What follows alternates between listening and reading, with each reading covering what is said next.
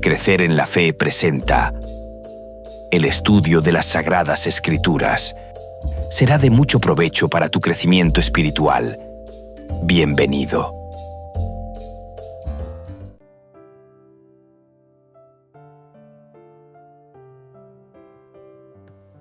A lo largo de su Evangelio, Juan presenta una diversidad de personas con diferentes antecedentes, creencias y experiencias que dan testimonio de quién era Jesús.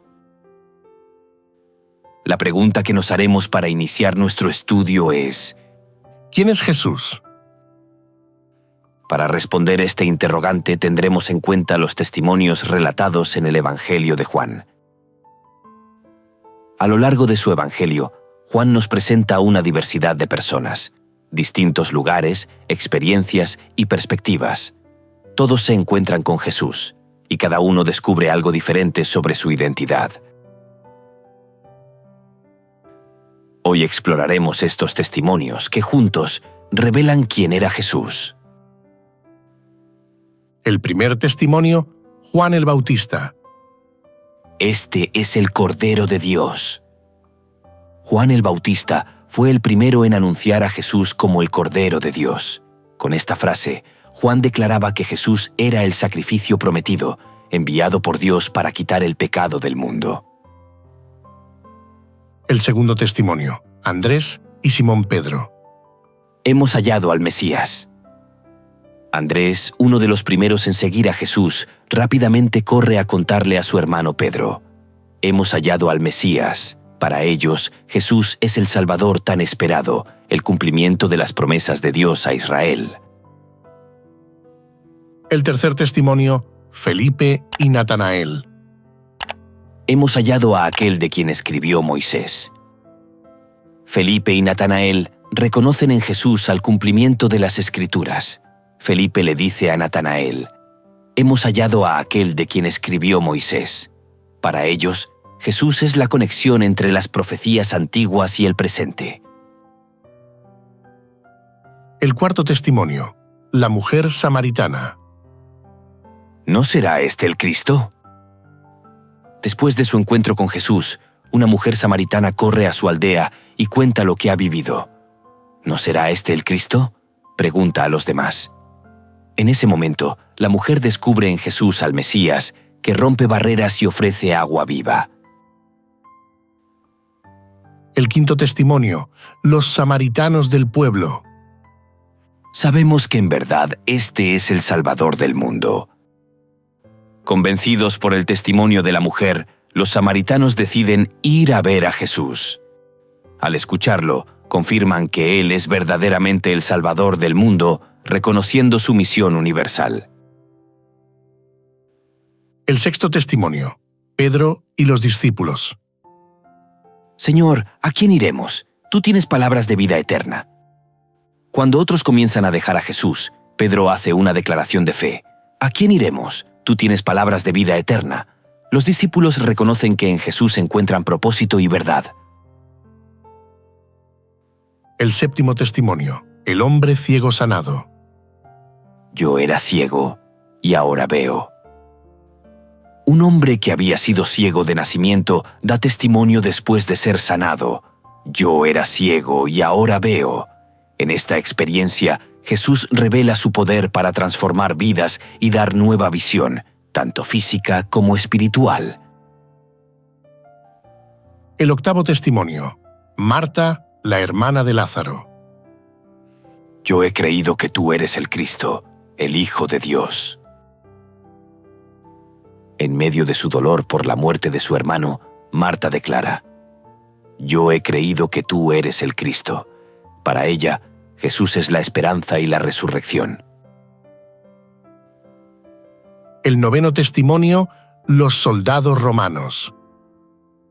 Aquí está su rey. En el juicio, Pilato y los soldados romanos, sin entender completamente, lo llaman rey de los judíos. Aún en su escepticismo, reconocen su realeza. El décimo testimonio, Tomás, el discípulo dubitativo. Señor y Dios mío. Al ver a Jesús resucitado, Tomás, quien antes había dudado, declara: «Señor mío y Dios mío». En ese momento, Tomás comprende completamente la divinidad de Jesús. Podemos concluir que todos los personajes vistos anteriormente formaron una imagen parcial y particular de Jesús. Cada persona que se encontró con Jesús en el Evangelio de Juan descubrió una faceta única de quién era Él. Mesías, Rey, Salvador del mundo, Hijo de Dios, el Cristo. Estas experiencias personales muestran que Jesús es todo esto y más.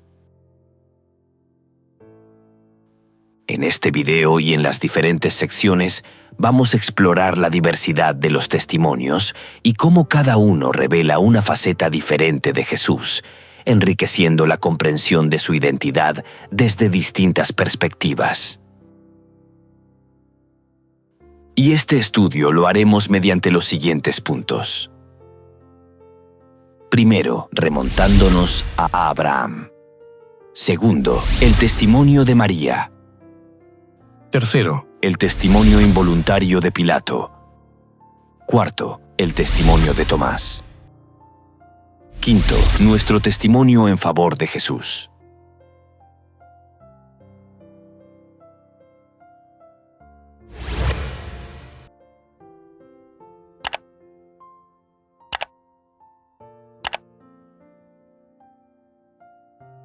Remontándonos a Abraham.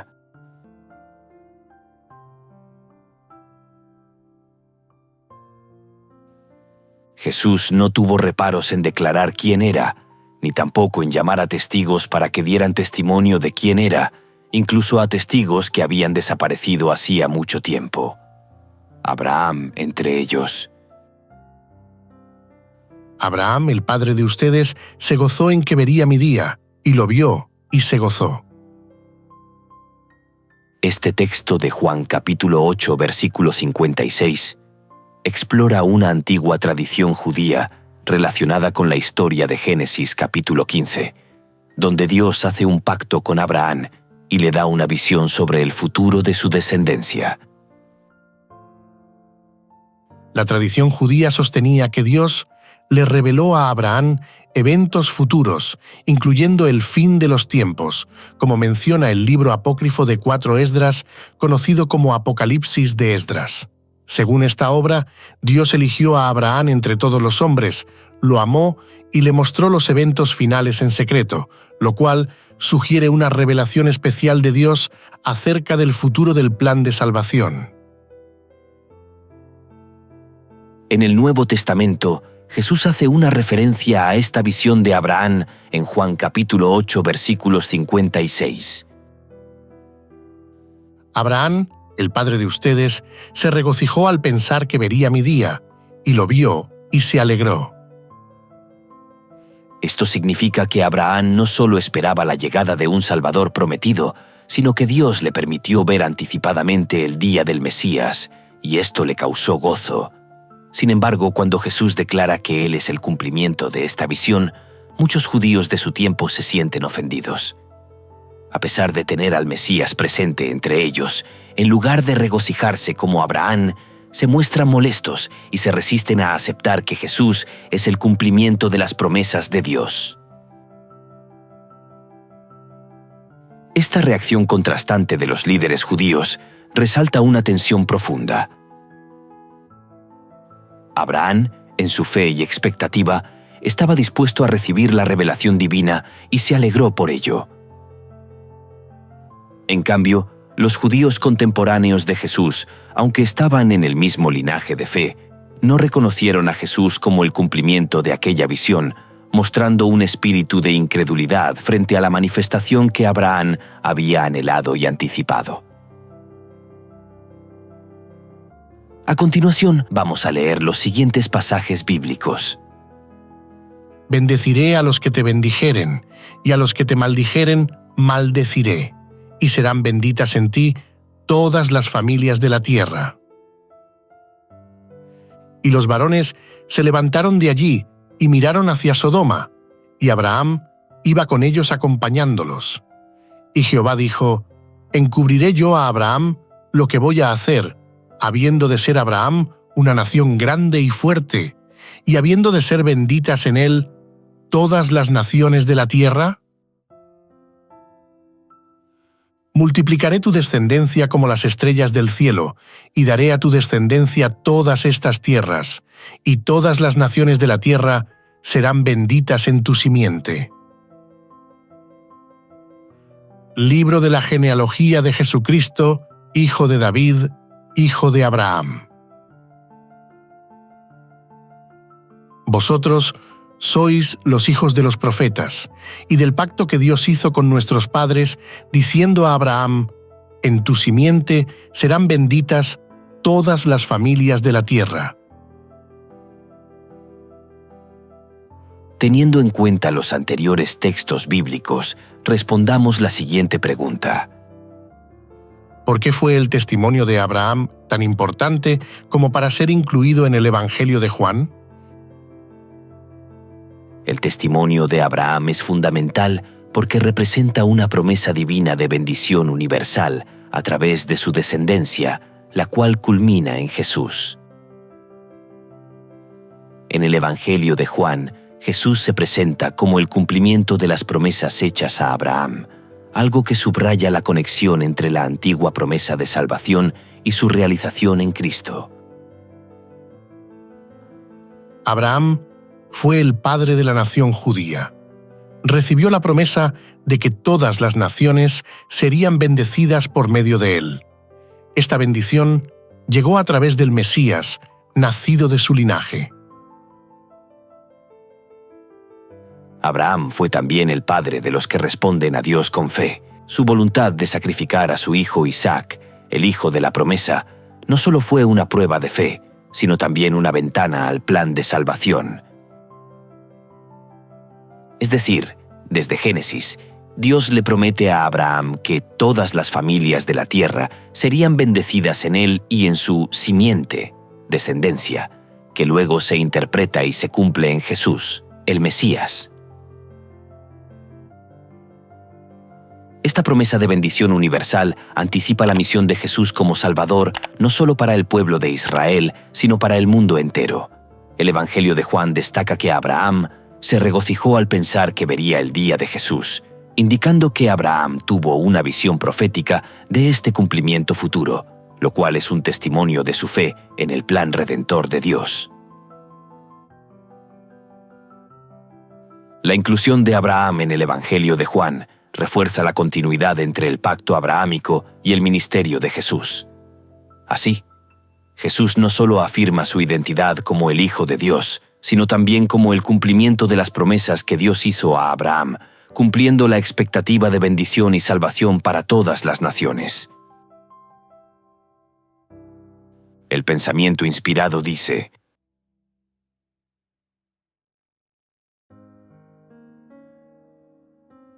a través de tipos y promesas, Dios dio de antemano las buenas nuevas a Abraham, y la fe del patriarca se fijó en el Redentor que habría de venir. Cristo dijo a los judíos: Abraham, vuestro padre, se gozó de que había de ver mi día, y lo vio, y se gozó. El carnero ofrecido en lugar de Isaac representaba al Hijo de Dios, que habría de ser sacrificado en nuestro lugar. Cuando el hombre estaba condenado a la muerte por su transgresión de la ley de Dios, el Padre, mirando a su Hijo, dijo al pecador: vive, he hallado un rescate. Terminaremos resaltando otro aspecto importante que nos indica que Jesús era y es el Hijo de Dios, el Mesías. Cuando Jesús dijo: Abraham, el padre de ustedes, se gozó en que vería mi día, y lo vio y se gozó. Los líderes respondieron: ¿Aún no tienes 50 años y has visto a Abraham? La respuesta de Jesús fue asombrosa. Les aseguro, antes que Abraham existiera, yo soy. Jesús utiliza un lenguaje que recuerda el que Dios usó cuando se dirigió a Moisés en la zarza ardiente. Era una afirmación de divinidad, de existencia autónoma de su preexistencia. Los dirigentes, sin duda, entendieron lo que eso implicaba en labios de Jesús, pues tomaron piedras para apedrearlo. Del anterior estudio podemos extraer como mínimo 2 aplicaciones o enseñanzas espirituales. Primera, la valentía de declarar nuestra fe. Segunda, la continuidad del plan de salvación. La valentía de declarar nuestra fe. Así como Jesús no tuvo reparos en declarar quién era, nosotros también debemos ser valientes y claros en expresar nuestra fe. No debemos tener miedo de identificar quiénes somos en Cristo, incluso si enfrentamos oposición o incredulidad. La claridad y la convicción en nuestra fe pueden inspirar a otros a buscar y conocer a Jesús. La continuidad del plan de salvación. La inclusión de Abraham y su visión en el mensaje de Jesús nos recuerda la continuidad del plan de salvación desde el Antiguo Testamento hasta el Nuevo Testamento. Entender que somos parte de una historia más grande que comenzó con los patriarcas y se cumple en Jesús nos da una perspectiva más amplia y una mayor apreciación del plan redentor de Dios. Nos anima a vivir con un sentido de propósito y misión, sabiendo que estamos llamados a ser parte de este plan de bendición para todas las naciones.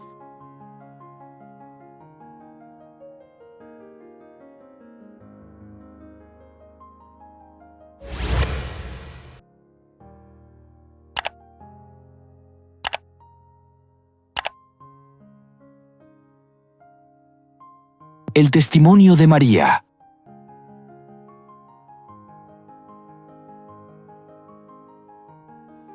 Iniciaremos nuestro estudio leyendo un resumen de Juan, capítulo 12, versículos del 1 al 8. Jesús visita la casa de Lázaro en Betania 6 días antes de la Pascua. Durante una cena en su honor, María, hermana de Lázaro, unge los pies de Jesús con un costoso perfume de nardo puro y los seca con su cabello. Este acto de devoción es criticado por Judas Iscariote, quien argumenta que el perfume podría haberse vendido para ayudar a los pobres. Sin embargo, su verdadera motivación era el dinero, pues robaba de la bolsa común de los discípulos. Jesús defiende el gesto de María y explica que ella ha guardado el perfume para su sepultura y añade: «A los pobres siempre los tendréis con vosotros, pero a mí no siempre me tendréis». Teniendo en cuenta el anterior texto, respondamos las siguientes preguntas. ¿Qué significado tenían aquí las acciones de María? ¿En qué sentido daban testimonio de quién era Jesús? Las acciones de María al ungir los pies de Jesús con perfume de nardo puro y secarlos con su cabello son un acto de devoción profunda y reconocimiento de su identidad. Este gesto tiene como mínimo 3 significados importantes. Primero, un acto de adoración y gratitud. Segundo, un reconocimiento profético de su muerte. Tercero, testimonio de la identidad de Jesús como el Mesías. Un acto de adoración y gratitud. María muestra su amor y agradecimiento hacia Jesús, quien recientemente había resucitado a su hermano Lázaro. Su entrega del costoso perfume representa un sacrificio personal y una adoración genuina, mostrando que nada es demasiado valioso para ofrecer a Jesús. Un reconocimiento profético de su muerte. Aunque quizás no entendía completamente que Jesús estaba cerca de ser crucificado, su acto de ungirlo anticipa su muerte y sepultura. En la cultura judía, los cuerpos se ungían con perfumes antes de ser sepultados, y Jesús interpreta este gesto como una preparación simbólica para su sepultura. Testimonio de la identidad de Jesús como el Mesías. La unción con perfume también era un acto reservado para reyes y sacerdotes. Al ungir a Jesús, María da testimonio de su fe en él como el Mesías, el ungido de Dios. Así, sus acciones reflejan una comprensión intuitiva de su verdadera identidad y misión. En conjunto, las acciones de María dan testimonio de que Jesús es digno de adoración y sacrificio, que es el Mesías prometido y que está cerca de cumplir su misión redentora a través de su muerte. Veamos algunos detalles adicionales sobre las acciones de María. Un perfume especial. El perfume era muy caro. Su valor equivalía aproximadamente al salario anual de un trabajador común. María probablemente trajo este regalo como expresión de gratitud al Salvador por el perdón de sus pecados y por la resurrección de su hermano. Su intención era que sirviera algún día para el entierro de Jesús. Pero, al enterarse de que pronto sería ungido rey, decidió ser la primera en rendirle honores. La actitud de María y la de Judas. María probablemente no tenía intención de que se notara su gesto, pero Juan señala que la casa se llenó de la fragancia del perfume. Judas respondió con una rápida reprimenda, afirmando que el perfume debería haberse vendido para dar el dinero resultante a los pobres. Jesús tranquilizó inmediatamente a María, diciendo: Déjala, porque a los pobres siempre los tendrán con ustedes, pero a mí no siempre me tendrán. Un tema recurrente en el Evangelio de Juan es que Jesús conoce el interior de las personas. En este caso, en la fiesta de Simón, Jesús sabe lo que hay en el corazón de Judas. En tal sentido, Juan deja en claro quién era Judas: un ladrón egoísta. Pero dijo esto, no porque se cuidara de los pobres, sino porque era ladrón, y teniendo la bolsa, sustraía de lo que se echaba en ella. El pensamiento inspirado dice: El don fragante que María había pensado prodigar al cuerpo muerto del Salvador, lo derramó sobre él en vida. En el entierro, su dulzura solo hubiera llenado la tumba, pero ahora llenó su corazón con la seguridad de su fe y su amor. José de Arimatea y Nicodemo no ofrecieron su don de amor a Jesús durante su vida. Con lágrimas amargas, trajeron sus costosas especias para su cuerpo rígido e inconsciente. Las mujeres que llevaron sustancias aromáticas a la tumba hallaron que su diligencia era vana, porque Él había resucitado. Pero María, al derramar su ofrenda sobre el Salvador, mientras Él era consciente de su devoción, lo ungió para la sepultura. Y, cuando Él penetró en las tinieblas de su gran prueba, llevó consigo el recuerdo de ese acto, un anticipo del amor que le tributarían para siempre los que redimiera. Del estudio de esta sección del video, podemos extraer las siguientes 3 enseñanzas espirituales. Primero, el valor del amor y la devoción sincera. Segundo, la importancia de las prioridades espirituales. Tercero, la importancia de discernir la verdadera motivación en el servicio a Dios. El valor del amor y la devoción sincera. María muestra un amor y devoción profundos hacia Jesús al ungir sus pies con un costoso perfume y secarlos con su cabello. Esta acción demuestra que nuestra adoración y amor por Jesús deben ser expresados de manera sincera y generosa, sin importar el costo o la opinión de los demás. Nos recuerda que Jesús valora la sinceridad y el sacrificio en nuestro acto de adoración. La importancia de las prioridades espirituales. Judas Iscariote critica a María por lo que considera un derroche de recursos, sugiriendo que el dinero podría haberse usado para ayudar a los pobres. Sin embargo, Jesús defiende a María, destacando la importancia de reconocer y honrar su presencia antes de su inminente muerte. Esta lección nos enseña a discernir y establecer prioridades espirituales, entendiendo que hay momentos para la generosidad y el servicio, pero también momentos cruciales para centrar nuestro enfoque directamente en Jesús. La importancia de discernir la verdadera motivación en el servicio a Dios. La crítica de Judas contrasta con el acto de María, ya que él no muestra una preocupación genuina por los pobres, sino que busca su propio beneficio. Esto nos enseña a examinar nuestras motivaciones al servir a Dios y a los demás, buscando siempre un corazón puro y sincero en lugar de aparentar o buscar recompensas. La lección es clara. El servicio a Dios debe surgir de una fe genuina y de un amor sincero, sin intereses egoístas.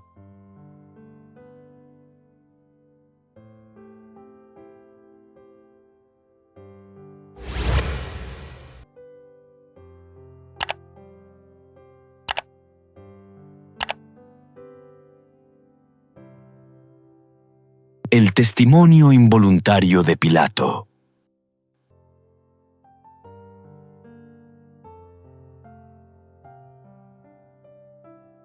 Juan registra una y otra vez los intentos de los líderes religiosos de apresar a Jesús, llevarlo a juicio y sentenciarlo a muerte.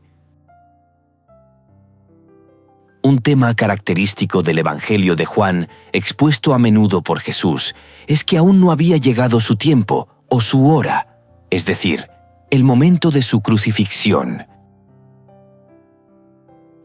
Entonces procuraban prenderle, pero ninguno le echó mano, porque aún no había llegado su hora. Pero ahora había llegado la hora. Jesús fue arrestado en el huerto de Getsemaní, llevado ante Anás, luego ante el sumo sacerdote Caifás y 2 veces ante Pilato. Juan ha llamado a muchos testigos de todas las clases sociales para que den testimonio de que Jesús era el Cristo. Ahora Juan llama a Pilato, el gobernador que juzgó a Jesús. Este fue un testimonio importante porque Pilato era romano, gobernador y juez. La mayoría de los otros testigos eran judíos y plebeyos. A continuación, leeremos un resumen de Juan capítulo 19, versículos 4 al 22. Pilato vuelve a presentar a Jesús al pueblo, reiterando que no encuentra culpa en él. Sin embargo, los líderes judíos insisten en que Jesús debe morir porque se ha proclamado Hijo de Dios. Pilato, inquieto, interroga nuevamente a Jesús, quien permanece en silencio, y le recuerda que su autoridad proviene de Dios. Aún así, los líderes judíos presionan, y finalmente Pilato cede, ordenando la crucifixión de Jesús. Jesús es llevado al Gólgota, donde es crucificado junto a 2 ladrones. Pilato manda colocar un letrero sobre la cruz que dice: Jesús de Nazaret, Rey de los judíos, escrito en hebreo, latín y griego.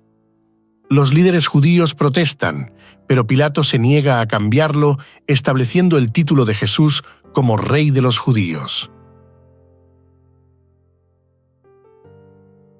Teniendo en cuenta el anterior relato bíblico, responda: ¿Cómo se relaciona el veredicto de Pilato con el tema del Evangelio de Juan? Pilato juega un papel crucial en la crucifixión de Jesús, y su veredicto tiene una relación profunda con el tema central del Evangelio de Juan. Veamos algunos aspectos relacionados con el veredicto de Pilato. Primero, la soberanía de Jesús como Rey. Segundo, el cumplimiento del propósito divino. Tercero, la revelación y la fe. La soberanía de Jesús como Rey. El Evangelio de Juan presenta a Jesús como el Rey soberano enviado por Dios. Aunque Pilato no lo reconoce plenamente, su declaración escrita sobre la cruz resalta la realeza de Jesús. Incluso en su juicio y crucifixión, la identidad de Jesús como Rey se hace evidente, cumpliendo las profecías y afirmaciones de su divinidad. El cumplimiento del propósito divino. A lo largo del Evangelio de Juan, se enfatiza que los eventos de la vida de Jesús, incluida su muerte, son parte del plan divino de Dios para la redención de la humanidad. Pilato, aunque actúa bajo presión humana y política, cumple involuntariamente el propósito divino al entregar a Jesús para ser crucificado. Este acto, paradójicamente, es necesario para la salvación del mundo. La revelación y la fe. El tema de la revelación de Jesús y la necesidad de fe es central en el Evangelio de Juan. El enfrentamiento entre Pilato y Jesús muestra la lucha entre la incredulidad y la revelación. Pilato representa la incredulidad y la falta de comprensión, mientras que Jesús permanece como el revelador de la verdad y el cumplimiento de la promesa divina. La reacción de la multitud y la insistencia en la crucifixión también reflejan la ceguera espiritual frente a la revelación. El veredicto de Pilato y los eventos subsecuentes no solo cumplen el propósito redentor de Dios, sino que también subrayan la identidad de Jesús como Rey y la continua necesidad de fe y revelación en el mensaje del Evangelio de Juan. Jesús fue llevado ante Pilato el viernes de mañana, temprano. Llevaron a Jesús de casa de Caifás al pretorio. Era de mañana, y ellos no entraron en el pretorio para no contaminarse, y así poder comer la Pascua. El plan de los conspiradores era enviar rápidamente al prisionero a la cruz. Pero el comportamiento de Jesús llamó la atención de Pilato. El gobernador interrogó atentamente a Jesús y escuchó de sus labios: Yo para esto he nacido, para esto he venido al mundo, para dar testimonio de la verdad. Todo el que es de la verdad, oye mi voz.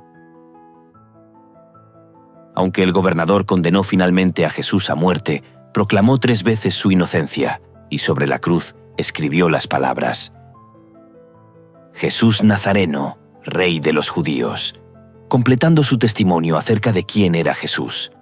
Sin embargo, a pesar de su testimonio en favor de la inocencia de Cristo, lo condenó a muerte. Pilato tenía ante sí a la verdad misma.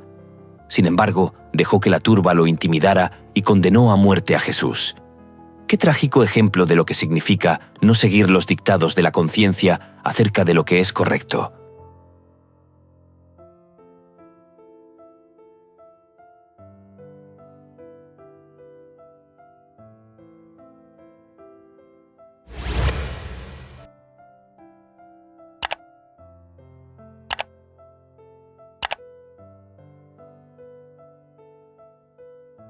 El testimonio de Tomás.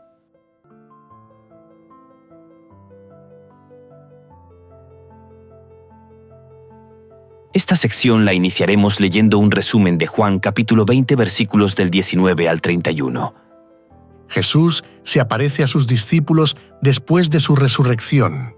La primera aparición ocurre la noche del primer día de la semana, mientras los discípulos están reunidos a puertas cerradas por temor. Jesús se presenta en medio de ellos y les dice: «Paz a vosotros». Luego les muestra sus manos y su costado y les da el Espíritu Santo, comisionándolos para perdonar los pecados. Sin embargo, Tomás, uno de los discípulos, no estaba presente y duda de la resurrección. 8 días después, Jesús se aparece nuevamente y Tomás, al ver sus heridas, cree y declara: «Señor mío y Dios mío». Jesús le responde que bienaventurados son los que creen sin haber visto. Termina afirmando que estos eventos fueron escritos para que los lectores crean que Jesús es el Cristo, el Hijo de Dios, y al creer, tengan vida en su nombre. Teniendo en cuenta el anterior pasaje bíblico, respondamos las siguientes preguntas. ¿Qué podemos aprender de la historia de Tomás acerca de la fe y la duda? ¿Qué grave error cometió él? La historia de Tomás en el Evangelio de Juan nos enseña sobre la naturaleza de la fe y la duda. Tomás no estaba presente cuando Jesús se apareció a los demás discípulos y al escuchar que Jesús había resucitado, se negó a creer a menos que pudiera ver y tocar las heridas de Jesús él mismo. Tomás dijo: Si no viere en sus manos la señal de los clavos, y metiere mi dedo en la señal de los clavos, y metiere mi mano en su costado, no creeré. Su reacción refleja la lucha humana con la duda, especialmente en lo que no podemos ver o comprobar físicamente. Tomás exige pruebas tangibles, demostrando una fe condicionada a la evidencia visible.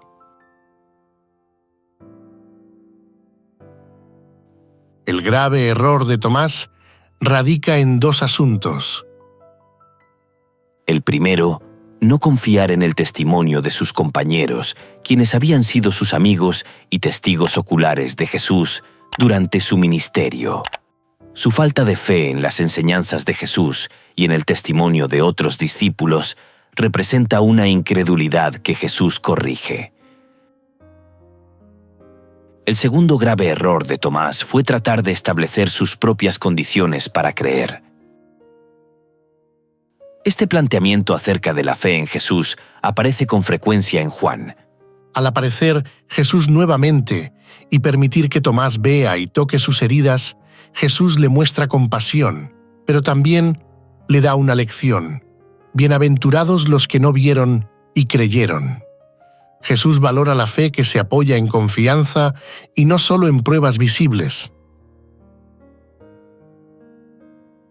Con esta lección que Jesús le da a Tomás, el Evangelio de Juan se opone a la perspectiva de muchos, ver para creer. El pensamiento inspirado dice: Dios nunca nos exige que creamos sin darnos suficiente evidencia sobre la cual fundar nuestra fe. Su existencia, su carácter, la veracidad de su palabra, todas estas cosas están establecidas por abundantes testimonios que apelan a nuestra razón. Sin embargo, Dios no ha quitado toda posibilidad de dudar. Nuestra fe debe reposar sobre evidencias, no sobre demostraciones.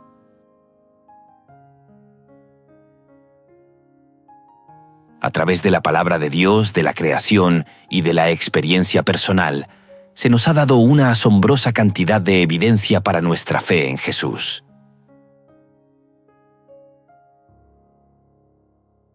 De esta historia bíblica aprendemos una lección espiritual muy grande para nuestra vida, que la fe, según Jesús, va más allá de ver con los ojos.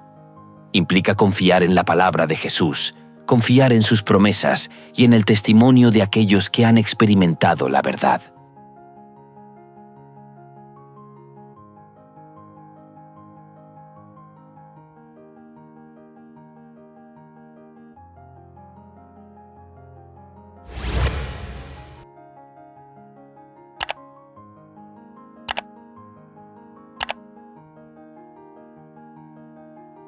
Nuestro testimonio en favor de Jesús.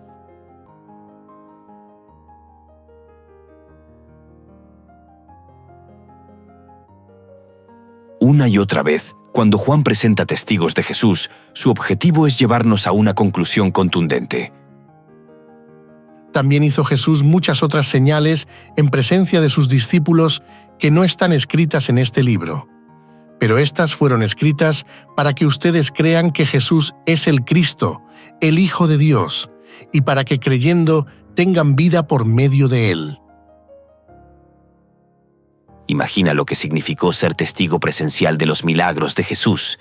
De haber estado allí, estaríamos entre quienes creyeron, ¿verdad?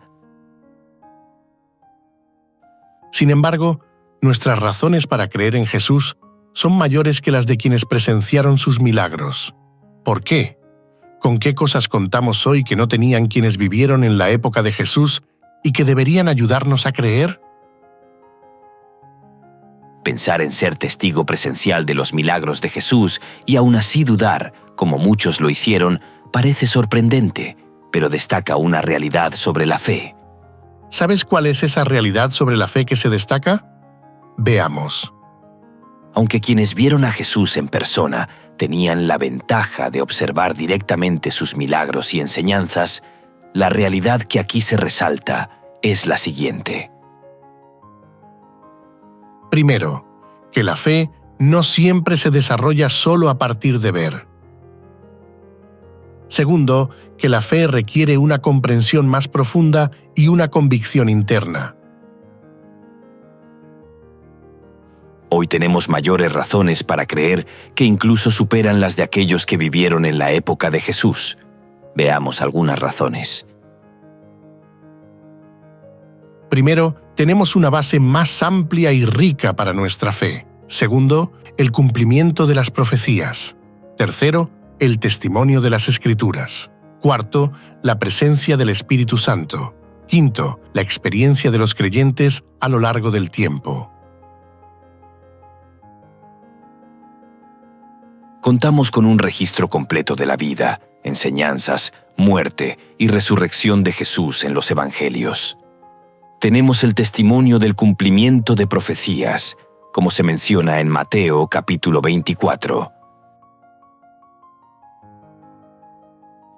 Las Sagradas Escrituras en especial, Mateo capítulo 24 versículos 2, 6 al 8 y 14, mencionan eventos que Jesús profetizó y que vemos cumplirse a lo largo de la historia y aún hoy.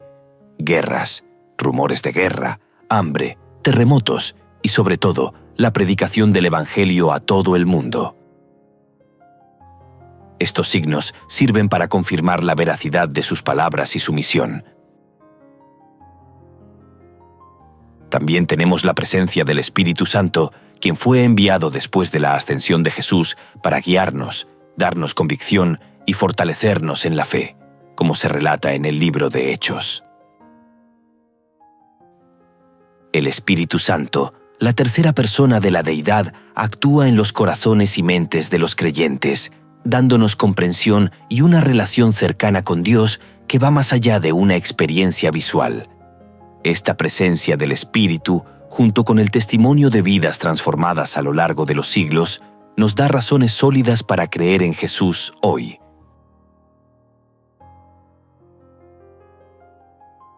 Por tanto, aunque no vimos los milagros en persona, tenemos una base más amplia y rica para nuestra fe: el cumplimiento de las profecías, el testimonio de las Escrituras, la guía del Espíritu Santo y la experiencia de los creyentes a lo largo del tiempo. Durante toda la vida y el ministerio de Jesús, sus seguidores siguieron siendo un pequeño y perseguido grupo de hombres y mujeres que, según todos los criterios humanos, deberían haber desaparecido de la historia hacía mucho tiempo. A diferencia de nosotros, ¿cómo podrían haber sabido que todas estas cosas sucederían? De hecho, nuestra propia fe es el cumplimiento de la profecía de Jesús, según la cual el Evangelio llegaría a todo el mundo. Hoy, unos 2000 años después, también nosotros, como seguidores de Jesús, tenemos el privilegio de dar testimonio de Jesús y de lo que Él ha hecho por nosotros. No es por los dichos de Natanael, Nicodemo, la mujer de Samaria o las enseñanzas de los fariseos que podemos conocer a Jesús como el Mesías. Es por la lectura de las Escrituras y la convicción producida por el Espíritu Santo que aceptamos a Jesús como nuestro Salvador personal y como el Salvador del mundo.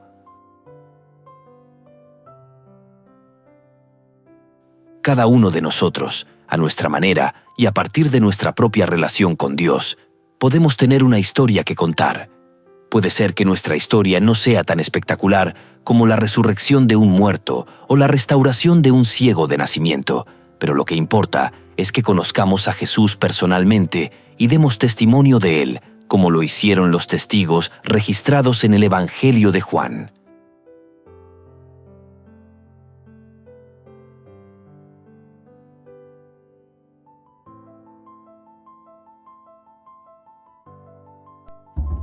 Crecer en la fe les invita y les motiva a seguir estudiando las Sagradas Escrituras a través de este material.